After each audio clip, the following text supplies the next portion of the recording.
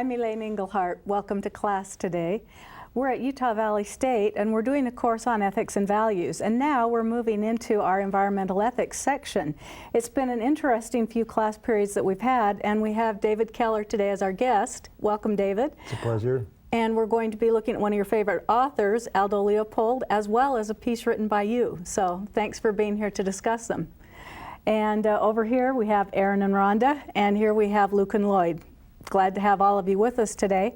After reading this piece by Aldo Leopold, what do you students think about it? Lloyd, what were your views on this?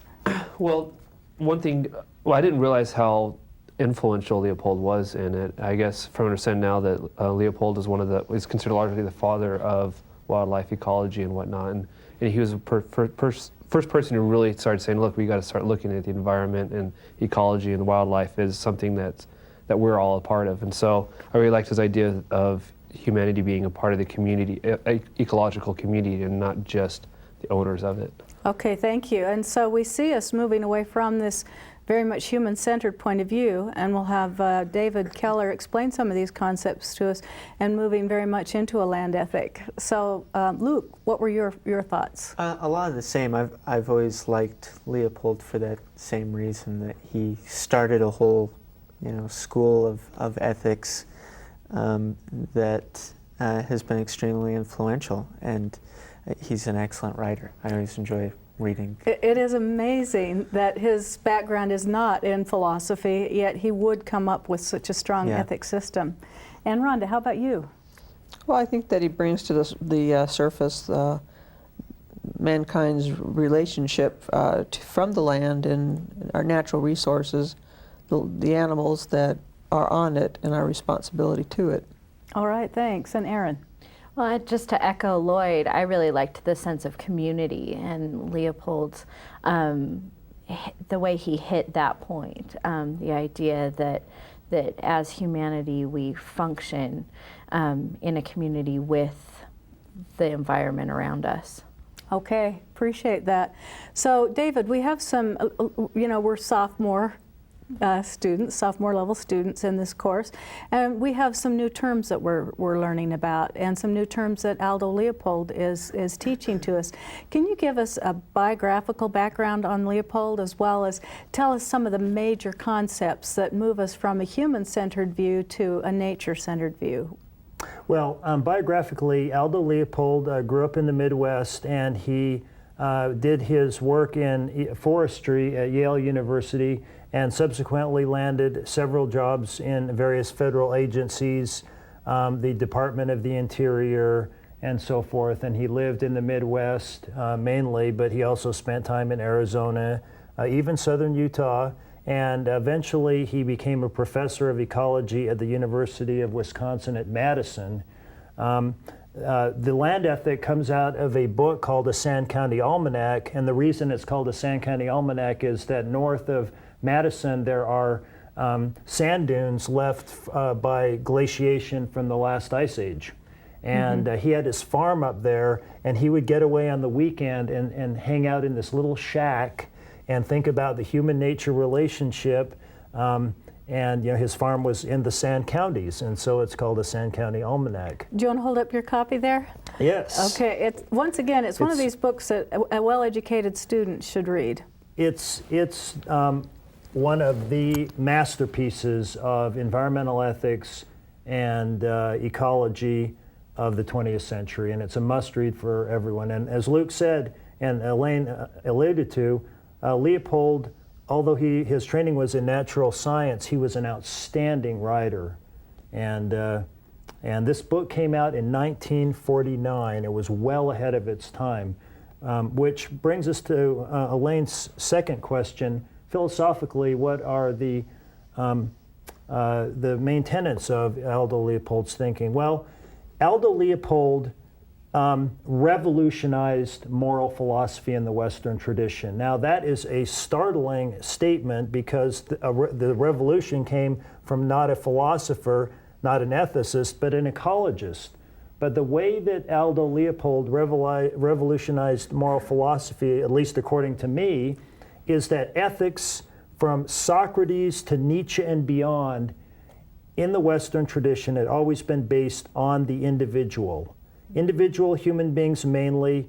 In the animal rights movement, the scope would be expanded out a bit to individual animals, sentient animals, the higher vertebrates, dogs, cats, goats, pigs, cattle, and so forth. Aldo Leopold argued, as we will see in class today, that ethics should not be based on the individual, but rather entire ecological systems. Okay, and what would be the word that the students should use for this then? Holism or ecocentrism, as opposed to individualism or biocentrism. Okay, and so basically those would be our two test questions on it too. Yes. Where we would say this is where you move from a human-centered point of view to a nature-centered point of view. Yes. Okay, thank you. Any students have questions for David this morning? Well, Aldo Leopold is fascinating. Let's just start going through and wish that the students could read the whole work. This comes from the last chapter in this work, Sand County Almanac. And let's go ahead and have Rhonda read the first quote for us, please. The ecology and ethics. An ethic, ecologically, is a limitation on freedom of action in the struggle for existence. An ethic, philosophically, is a differentiation of social from antisocial conduct. And continue, please. The first ethics dealt with the relation between individuals. The Ten Commandments is an example. Later, Accretions. okay, I'm sorry. Later, accretions dealt with the relation between the individual and society. There is as yet no ethic dealing with the man's relation to land and to the animals and plants which grow upon it. Okay, so he's asking for this then, isn't he, Lloyd? He's saying, we've been looking at the individual, just as David said, and he says, we've got a very important, huge mass here, and we don't seem to care much about it. Tell us a little bit about it. Well, it's pretty much what we talked about just a little bit ago, where he's saying, look, you know, our first ethics, like the Ten Commandments, dealt with individuals, and he says, okay, even if we started to move it back, we've kept it to individuals within the human society. And he says, you know, that's one of the big problems. We've got to push our ethics back. Ethics involve so much more than just individuals and so much more than just humanity. Okay, and we've got to study all of this. Anything you'd like to add to this, David?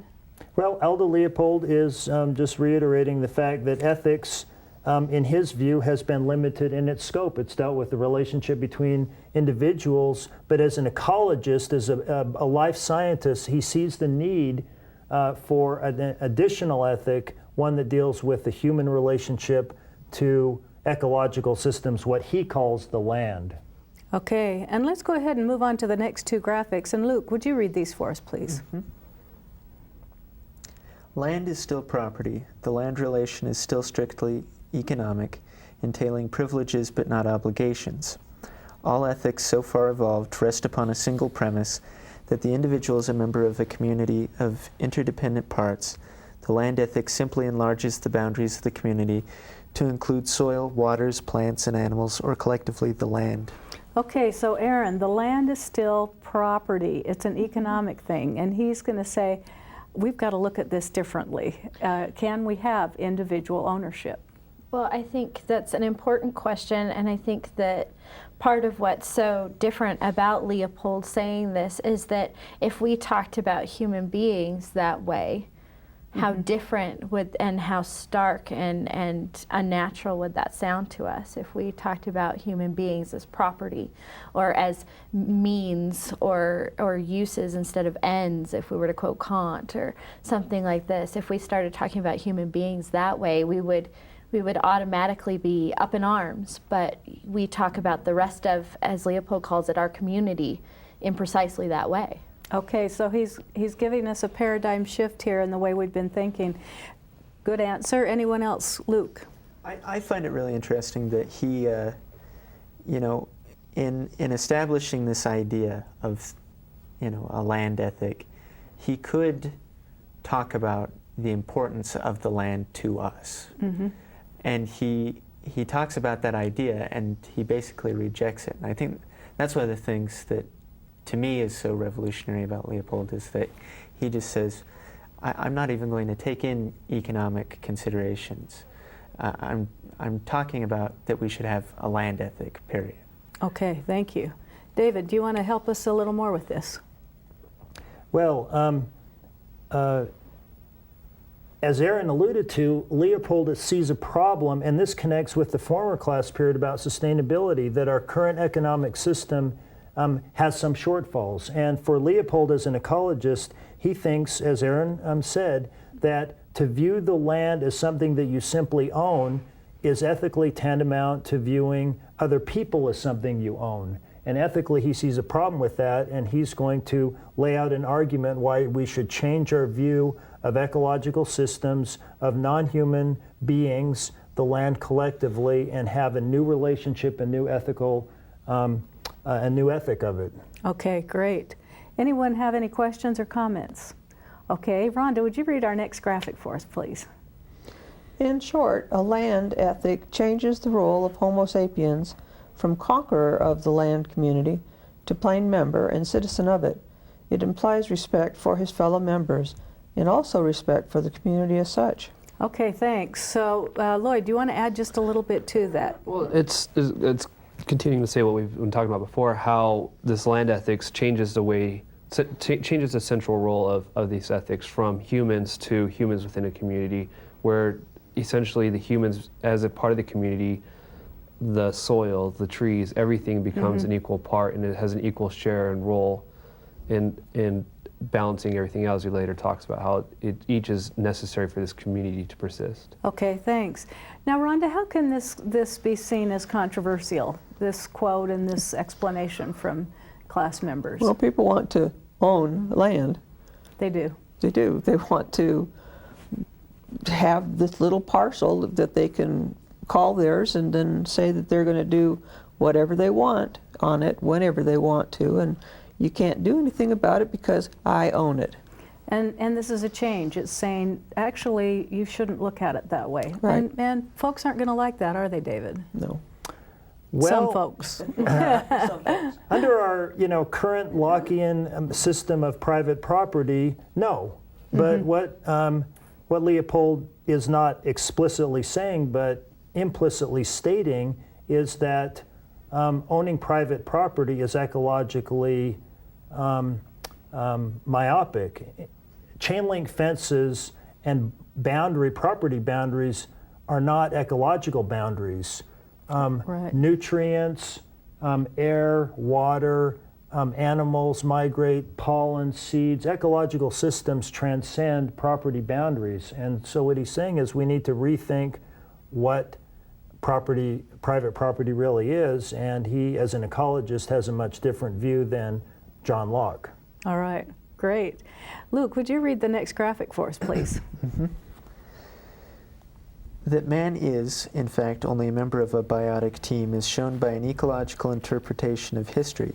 Many historical events hitherto explained solely in terms of human enterprise were actually biotic interactions between people and land. Okay, and let's continue on with the economic value of the land. A system of conservation based solely on economic self-interest is hopelessly lopsided. It tends to ignore and thus eventually to eliminate many elements in the land community that lack commercial value, but that are, as far as we know, essential to its healthy functioning. Okay, so Aaron, what about this? Are we still moving further and further into a change of paradigm? I think that this quote particularly reminds me of the reading that we had from Vandana Shiva and her discussion about how the GDP doesn't include all the factors of what's actually happening to people economically and survival and poverty and those kinds of things. And I think what Leopold is saying here is much the same. If we are only looking at the land economically, we are ignoring multiple factors that just can't be quantified that way. And I think that that is a shift in paradigm, because in the past, the land and our relationship to actual place and things in that place has been solely defined by that economic definition. Okay, very good. And to add to this good definition, Leopold also says that historical representations just show what people have done, when quite often much of this revolved around what had happened naturally, what had happened ecologically, and that the land is left out of history, just kind of conveniently not seen as part of it. Do you want to tell us a little bit about that, David? Well, it exemplifies what we call in philosophy anthropocentrism, or human-centeredness. And what Aldo Leopold is bringing to our attention is that, as you point out, human beings might be center stage in our own play, but in the ecological play, we're just one of many different forms of biota that compromise ecological systems. And as Aaron appropriately pointed out, for an ecologist, every little snail darter or fungi or plant species has a critical role in the ecological system. But as he says elsewhere in the land ethic, if you catalog all the components of an ecological system, only a small fraction of them will be of economic use to human beings. But unfortunately, our current economic system only has the mechanism to give value to those things that are useful to us directly, that we can eat or make houses out of, and so on and so forth, and it excludes those things that are required for a healthy biological system but may not be of much economic use to human beings directly.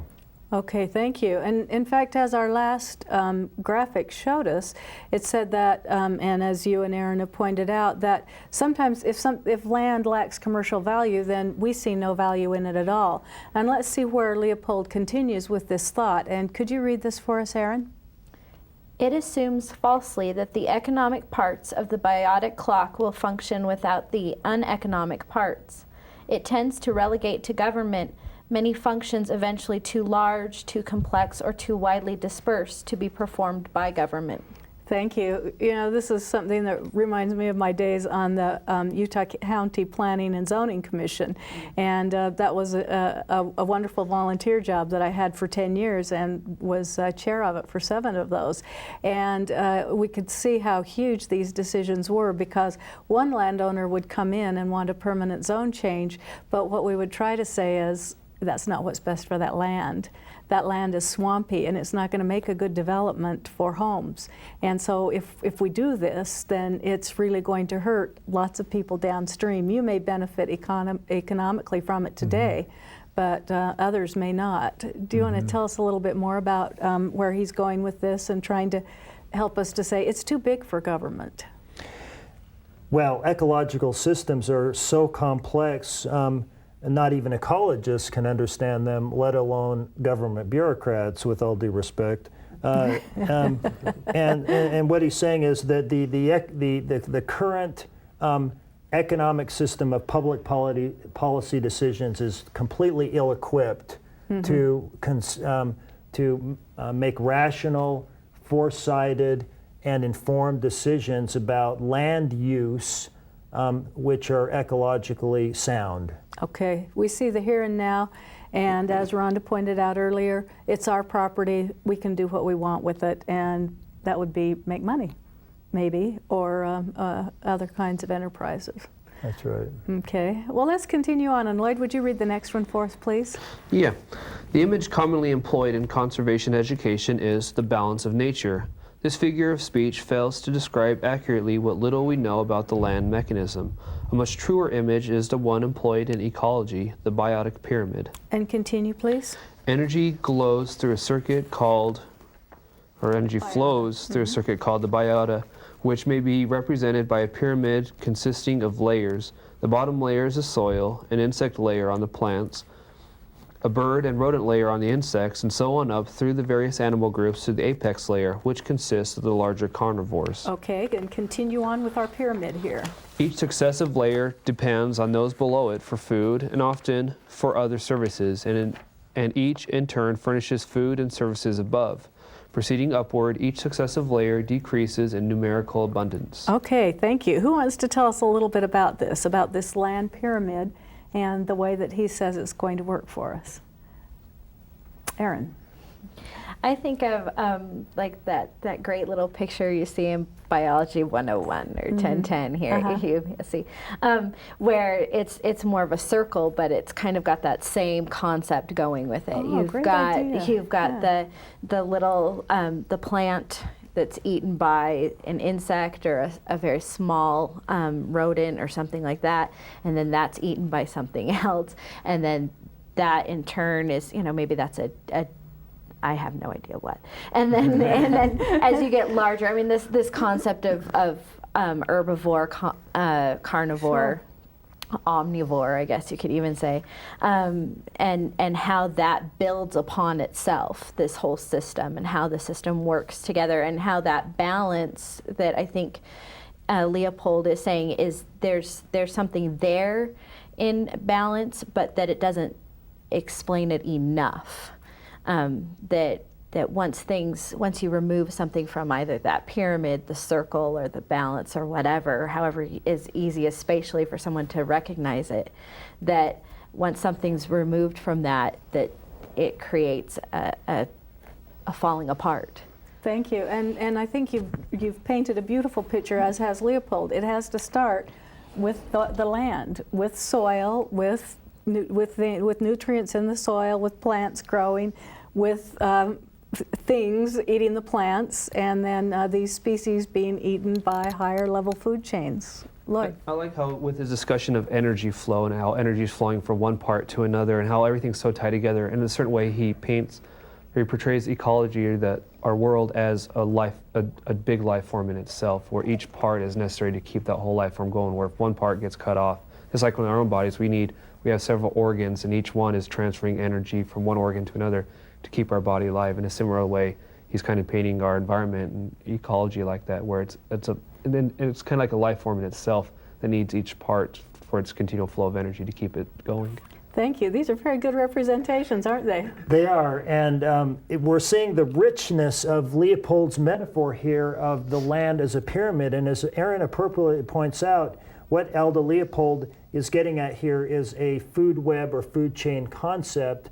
I think that his image of a pyramid goes a little farther than the circle in Biology 1010 for this reason. As he says, at the bottom layer, the foundation of the pyramid is the soil. The soil consists of abiotic components such as minerals, along with biotic components such as bacteria and fungi. Then above that, plants, as Lloyd points out, receive nutrients or energy from the soil, but are less in numerical abundance. So the sides of the pyramid, that layer is shorter or smaller than the soil layer. And then proceeding upward, we have small herbivores, rodents, and so on and so forth. Actually, first we have insects that feed off the plants. Then we have insectivores and herbivores above that, all decreasing in numerically in abundance. Then we have omnivores such as human beings, raccoons, and squirrels. And then at the top, the large carnivores like the megafauna, the bears, and the tigers and the lions, and so on and so forth.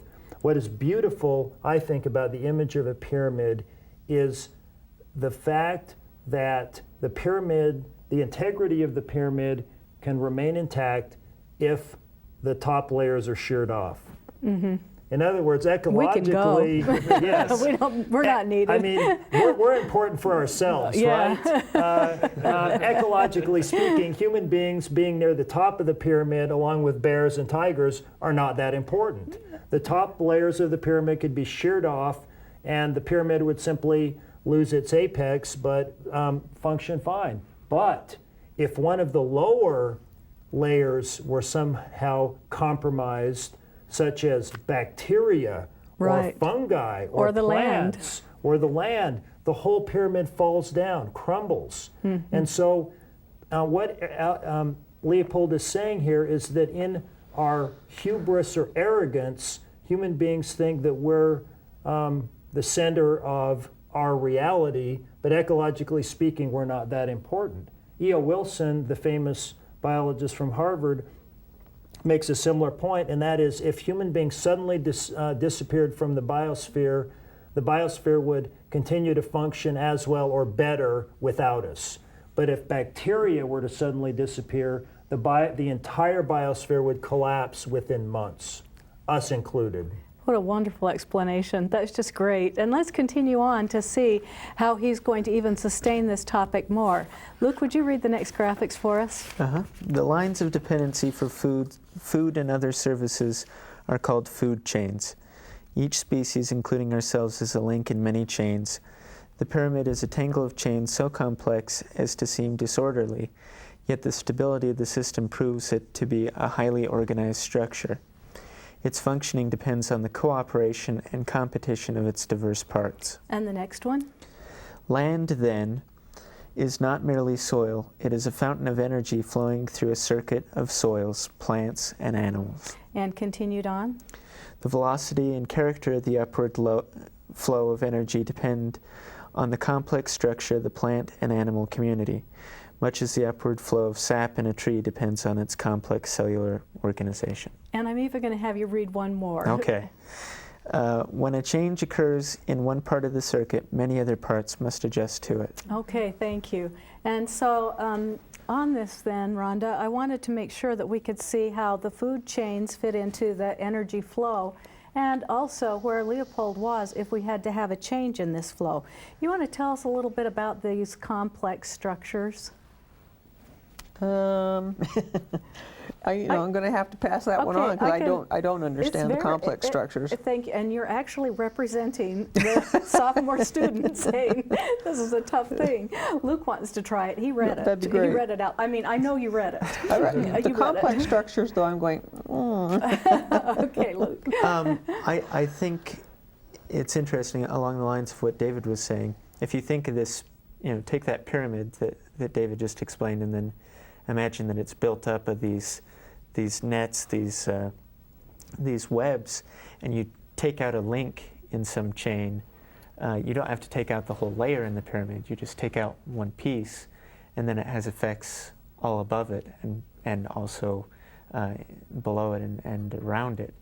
And the pyramid has to adjust, much as if, I don't know, like if you... Talk about your car, Luke.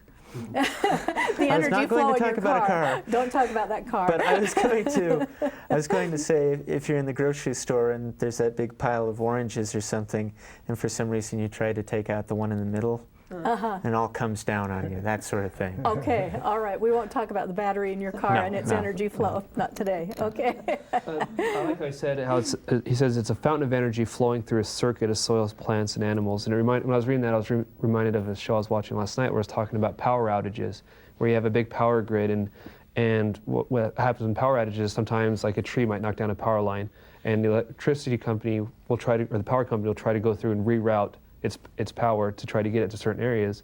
But what happens is, so you might be able to pull out one and things, they can reroute it and things will work out. But with this circuit, if more starts, when you have a big storm that comes through that wipes out a bunch of these, they can no longer reroute it and the whole system ends up collapsing. Very good. Well done. In fact, I saw the same program. So David, what would you have to say about then these important concepts of the food chains and how this energy flow moves along and what happens with a change in flow? Well, I think that Luke's orange grocery store pyramid and Lloyd's power grid image are right on target. And what Leopold is saying here is that ecological systems depend on each other and are comprised of interconnected parts. And if you take out one part or alter one part, the whole dynamic, the structure and function of the whole system has to change and accommodate for the change in one part. And in environmental ethics, we call this holism, or an emphasis on the whole rather than simply the parts.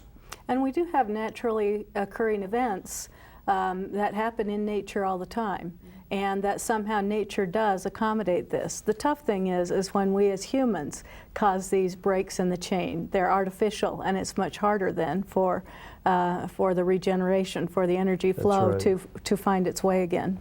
That's right. Aaron or Rhonda, any thoughts you'd like to add to it? Not Okay. yet. Okay, so the explanation's pretty good there, Rhonda? Yeah, it is. Thank you. Very good.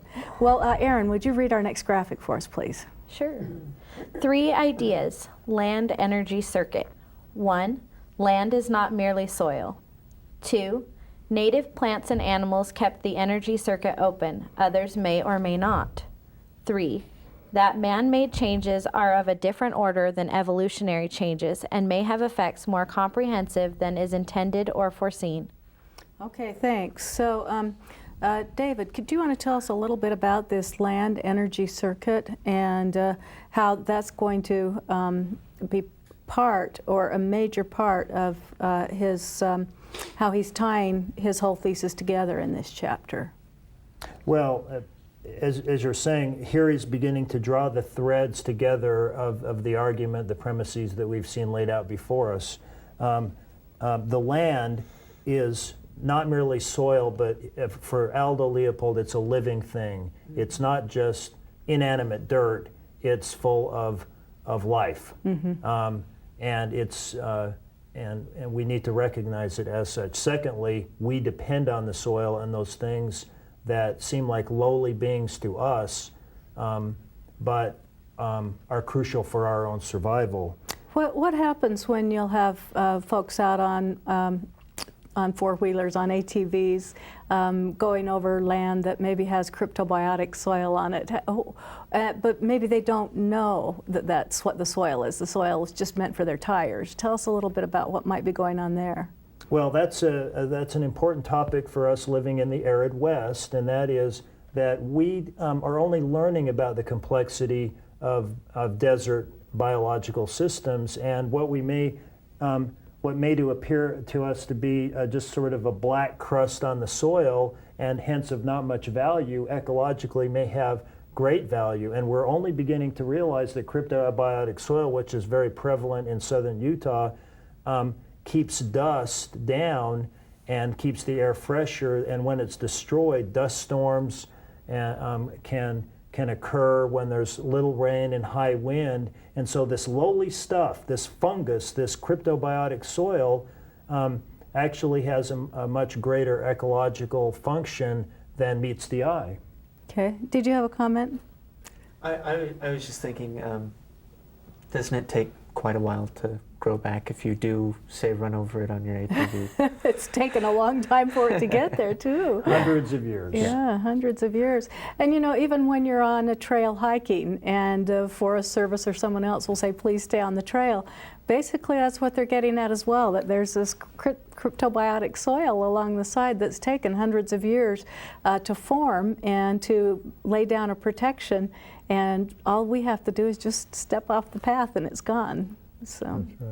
Okay, and then yes, I was Rhonda. going to say, I have seen places both in the past and in third world countries where the soil is being, they're trying to plant crops, but they replant the same thing all the time, and eventually they get nothing but dust. This over-rotation. And I think that goes along very well with this second point. Native plants and animals kept the energy circuit open. Others may not. Kind of the example there. Yes, and that connects to an earlier point, and that is not all plants that are ecologically important are economically important. So we tend to grow the plants that we like to eat, corn, soybean, alfalfa for our cattle, so on and so forth. But planting the same crop over and over and over again, year after year, depletes the soil of the nutrients that particular plant grows. And what Leopold and many followers of Leopold have argued is that we need biological diversity on farms so we don't deplete the soil. Okay, thanks. And Erin, the last concept here brings up this word evolutionary. Is evolution real? Are there evolutionary changes going on in the land, and that things that we do to it, like perhaps build a house or build a pond there, might not have been the same thing that nature did? Yeah, that's not a little question line. Yeah, explain evolution to us. Just in a nutshell. In 15 words or less. Well, I think that what he's getting at here may not be the same as what most people think of immediately about the grand scheme of evolution and Darwin and everything. I mean, that's part of it, but what he's talking about is just those smaller natural changes that would happen. Say, my dad is a builder, and so if he goes in and builds a house in an area where, say, in the past the land has been very wet, or like you were referencing earlier, that it's been swampy, or something. Sometimes those evolutionary changes happen regardless. Okay, absolutely. Of the man-made changes. Like I know in the past here in Utah, there have been a number of things that have happened. There are mudslides that take houses down a mountain if it wasn't graded correctly. Houses, rivers suddenly become much larger than they once were, and people's houses in St. George float away. These kinds of concepts. And I think what Leopold's trying to get at is that these man-made changes sometimes have dire consequences, and sometimes the evolutionary changes happen whether we plan for them or not. Great. Comments on that, David? Well, skirting the complexities of the issue of biological evolution, it's important to note that Leopold is, in my mind, simply saying that biological systems change. The land pyramid changes. Evolution adds layers to the pyramid. The pyramid may have certain biota, and evolution will add a new kind of species to the top, a tiger or a lion or a bear or something like that. From the human perspective, we see stasis. We see things sort of fixed. But in geologic time, in the time of natural history, our perspective is rather limited. And what Aldo Leopold is saying here is interesting to us as Northern Utahns, and that is that the Great Salt Lake appears to me to be a static thing. The shoreline is here, and so I could maybe build some structures near it. But really, in geologic time, it's fluctuating all the time. It's shrinking down, it's flooding, it's shrinking, it's flooding. And I think that what he's trying to bring our attention to is that natural systems evolve. They're constantly changing. They're not static, and we need to be aware of that. Okay, thanks. Well, we're going to go ahead and start wrapping up on this article. So let's go ahead and read the next couple of graphics. And Lloyd, would you read those for us? Sure. The probability of success during change. The combined evidence of history and ecology seem to support one general deduction. The less violent the man-made changes, the greater the probability of successful readjustment in the pyramid. Great. And then let's look at these two types of conservationists. In each field, one group, A, regards the land as soil and its function as commodity production. Another group, B, regards the land as a biota and its function as something broader. And continue. In all these categories, we see repeated the same paradoxes: man the conqueror versus man the biotic citizen, science the sharpener of his sword versus science the searchlight on his universe, land the slave and servant versus land the collective organism. Okay, thank you. And Leopold then is going to ask us to have love and respect for the land. We have love and respect for individuals, for animals. He's going to say, we certainly need to have this love and respect for the land, or it's just not going to last. And he says there are conservationists, and they have good intentions, but some of them are helping and others aren't. Do you want to help us out a little bit with this closing as well, David? Here we see ethics coming to the fore. What Leopold is calling for is a complete reorientation of us morally to our environment. And this connects directly to Paul Hawkins' reading the class period on A Declaration of Sustainability. Mm-hmm. We need a paradigm shift, as you have said, in our relationship between the environment, or what Aldo Leopold calls the land. Rather than being the conquerors of the land, we need to view ourselves as part of the land community. And it's an ethical shift in our worldview vis-a-vis the environment. All right, thank you very much. Well, now we're going to move on over into a piece that you've written for us called Gleaning Lessons from Deep Ecology. And deep ecology then is a new term for us. And maybe you can tell us a little bit about this article and what deep ecology means. Well, deep ecology was coined by the Norwegian philosopher and mountaineer Arne Næss. And in a very famous 1973 essay, Arne Næss distinguished between two forms of ecology, not scientific ecology, but ecological ethics, shall we say. One is shallow ecology, and that would be exemplified by what Aldo Leopold calls the group of conservationists that think merely in economic terms, short-term gain, what has production value, what has use value, utility for human beings, versus a deep ecology, which would connect to the second category of Aldo Leopold's, those ecologists who think in terms of networks, of systems, and have a much broader view of the human relationship to land communities. Deep ecology, like Aldo Leopold's land ethic, is non-anthropocentric, meaning it's not human-centered. It gives moral value, moral considerability to non-human beings. The difference between, as we will see, the difference between deep ecology and land ethics is it focuses on giving moral considerability to individual organisms rather than the whole, which Aldo Leopold emphasized. All right, great. Well, let's go ahead and pull up our first couple of graphics. And Rhonda, would you read these for us, please? There are two interrelated underpinnings of deep ecology's non-anthropocentrism. Boy, can't say that. The first is the principle that all biota have equal intrinsic value. The phase biocentric equality expresses this principle. And continue on. The second is the principle that the biosphere does not consist of metaphysically discrete individuals, but ontologically, is that right? Ontologically interconnected individuals comprising one unbroken whole.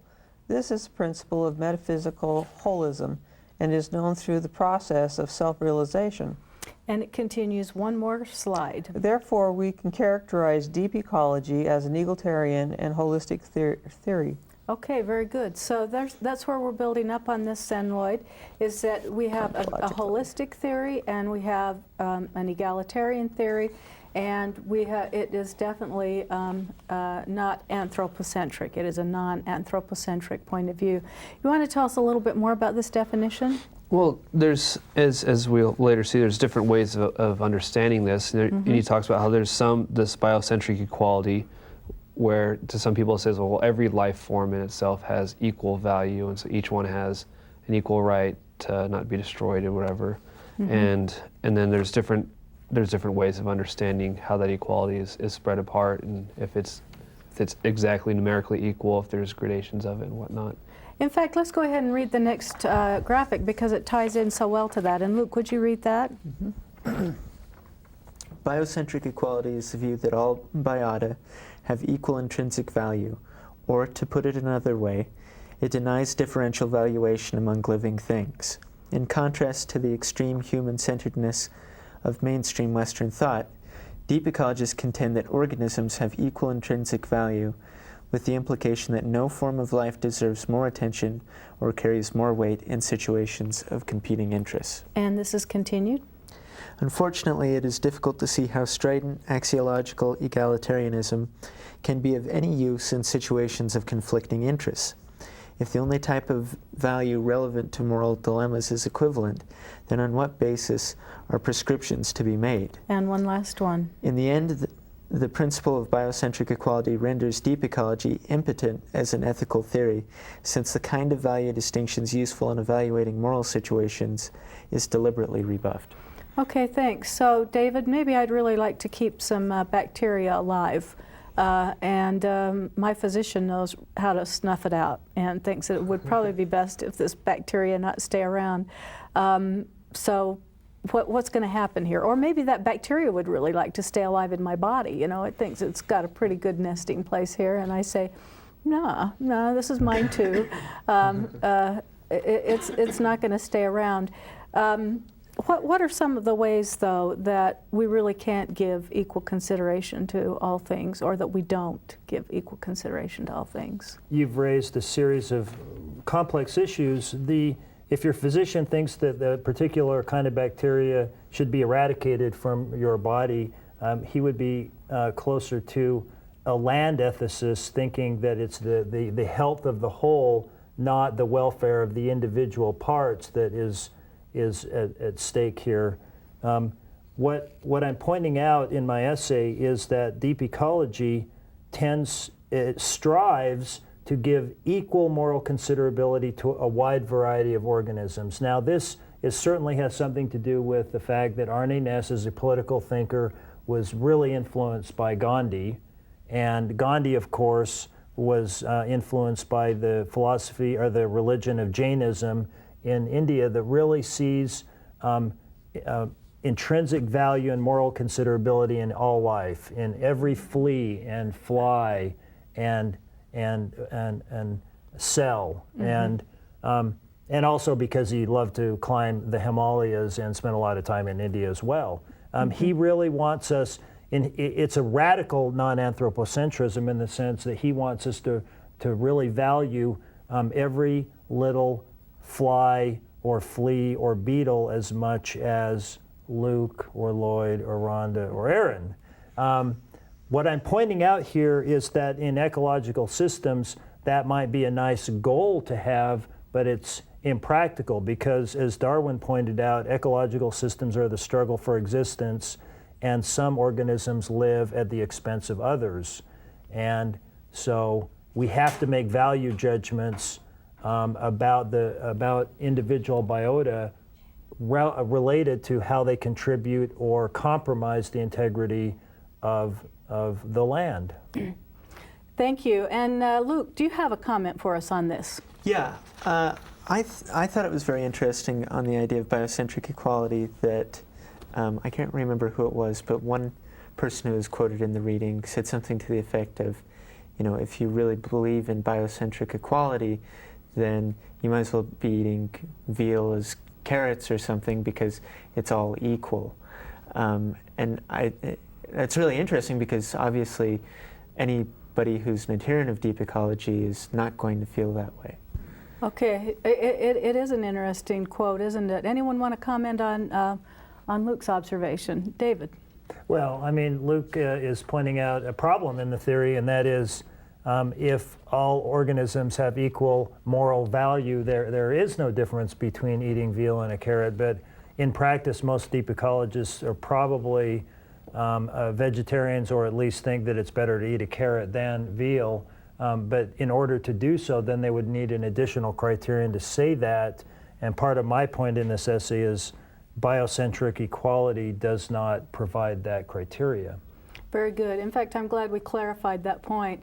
And let's go ahead and read the next couple of graphics that we have on this. Would you read these for us, please, Aaron? Sure.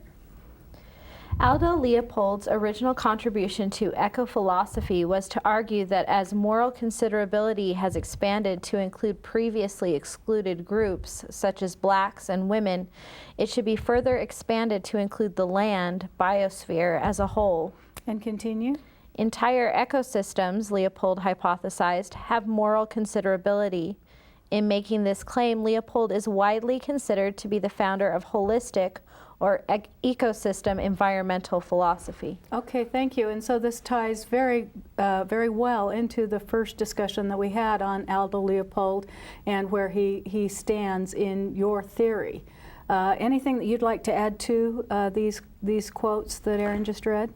Briefly, what I'm trying to do is paint a mental diagram that we talked about at the beginning of class, and that is in the Western moral tradition. At the beginning, it was human beings that were the scope of moral considerability, and Aldo Leopold in his land ethic argued that as history has included previously excluded groups, with the eradication of slavery, we expanded the sphere out to include blacks, women, and Leopold argues finally the land as a whole, deep ecologists accept Aldo Leopold's expansion of the scope of moral considerability. All right. And any questions that you students have on this? Very good. Let's go ahead and pull up the next two graphics then. And Luke, could you read these for us, please?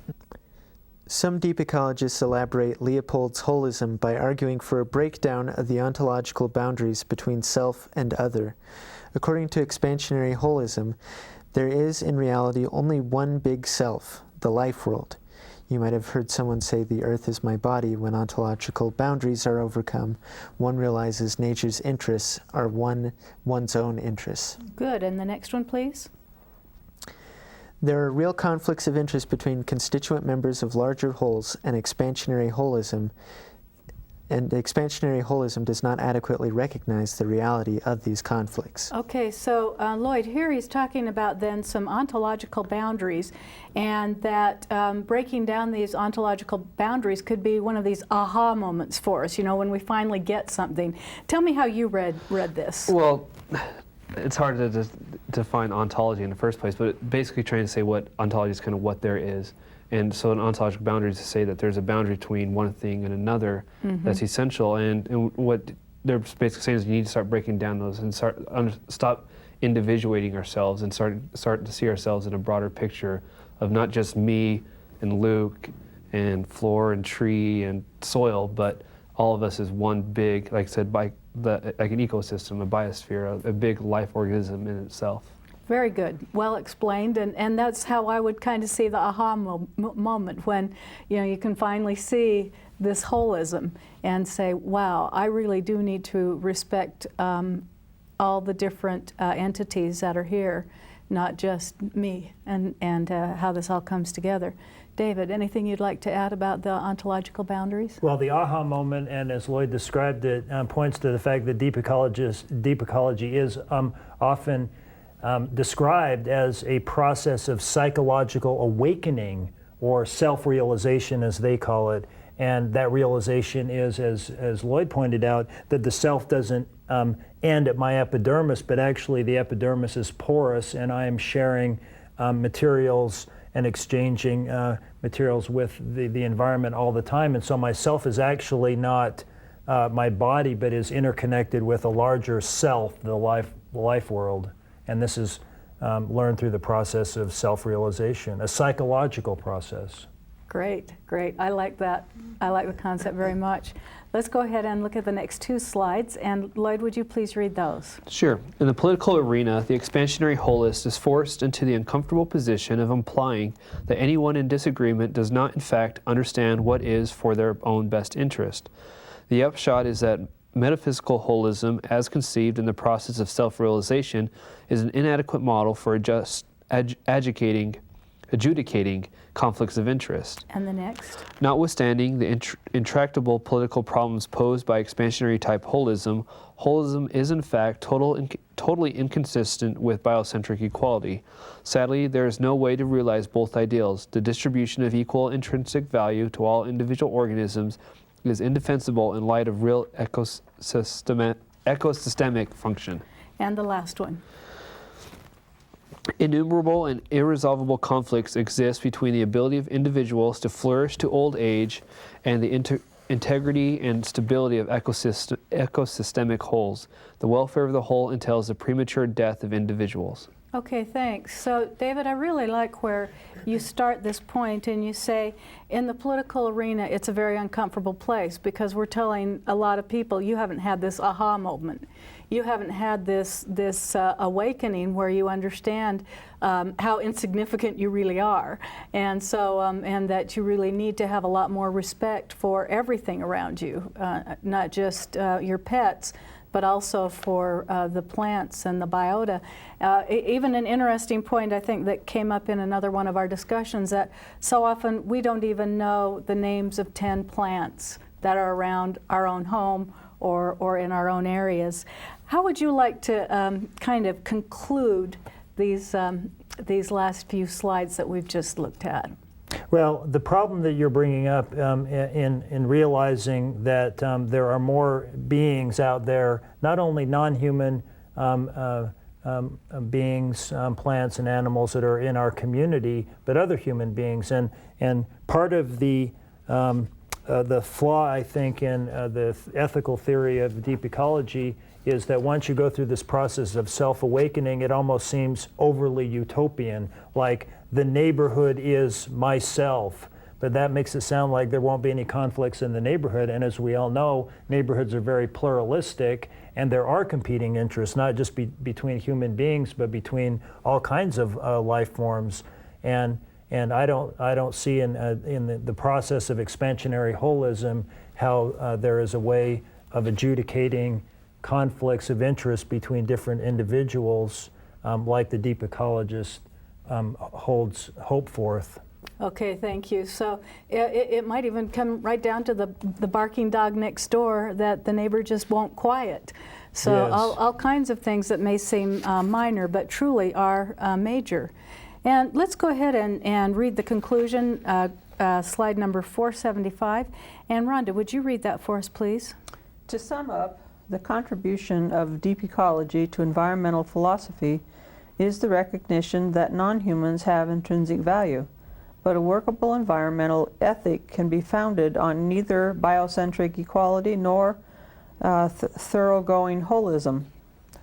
To have an ethic, we need to have an ontology which recognizes gradations of intrinsic value between different organisms, most pointedly between humans and non-humans. And the last slide.